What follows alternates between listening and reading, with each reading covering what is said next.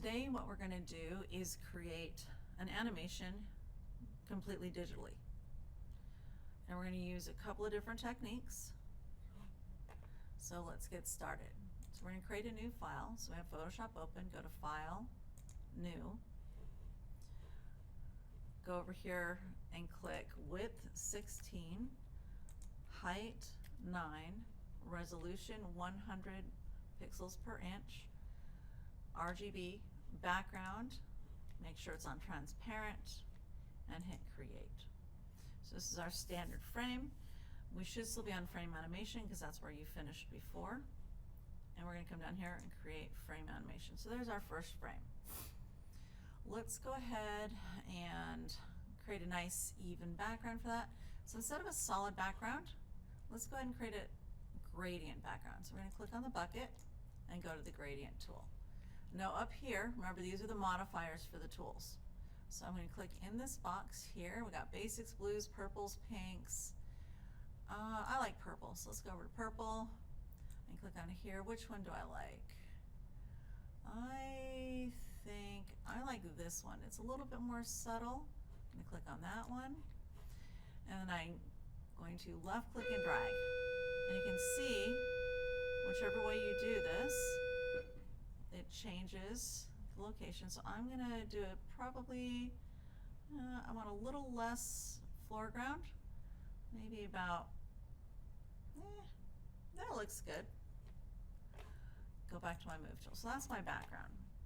Now I'm going to go over to my layers panel, and right between the trash can and the folder, I'm going to push the plus button, create a new blank layer. Make sure I'm highlighting this.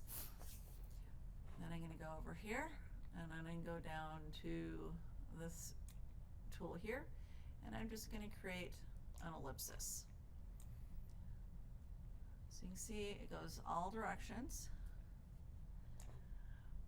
I'm going to delete that. And you hold the shift button. And when you hold the shift button, you see it's a perfect circle, right? So I'm going to delete that. No shift, you can create any size you want. Hold shift as you drag, creates a perfect circle. So I'm going to create a circle about that big because I want a perfect circle to start. I'm going to just put this little guy right here. Okay, so we have our ball. We have its first place. We have frame 1. Now I'm going to create another frame, and I'm going to take the ball and I'm going to move it to the other side.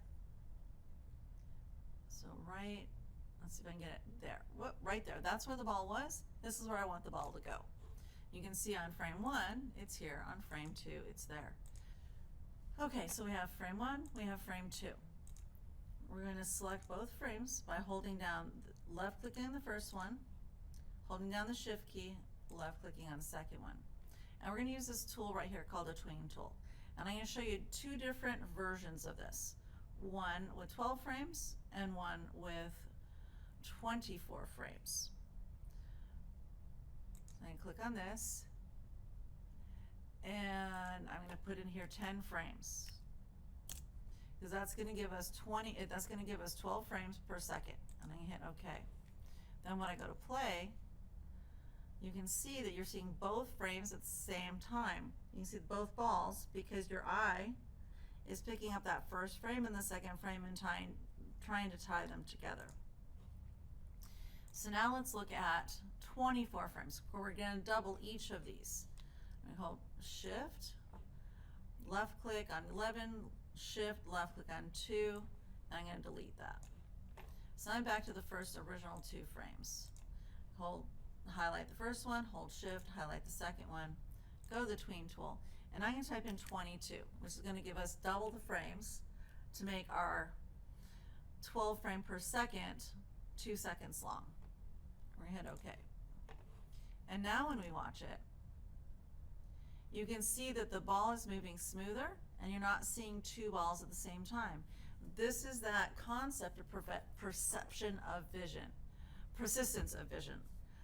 So this is the persistence of vision. That's why you need 2 frames per pose so that your eye sees the first one, then it sees the second one, and then it moves on to the third one to see the fourth one, and it combines them. So this is what we're doing today. This is the very simple version. The first time we're going to move it. So let's go ahead and stop. And I want the 24 frames version. Okay, so I have my file. I'm going to go File, Save As, last name, underscore, first initial, underscore, and we're going to do CGB1, Photoshop document.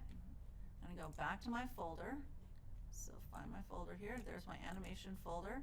And in here I can create a new folder, and I can call that CGB. All right, so there's my CG. Well, I'll do one on that too. CGB1 and create. There we go. Photoshop document in this folder. Save. Hit OK. And then I'm going File, Export, Save for Web. Let it think. And save. It's already named. I'm going to choose the correct folder because we need to go to this folder now. And I hit Save. Then go back up here, File, Export, Render Video. Choose the folder because I changed folders, right? So go to Desktop, go to my animation folder, go to my CGB1 folder. I'm going to choose that folder and I'm going to render.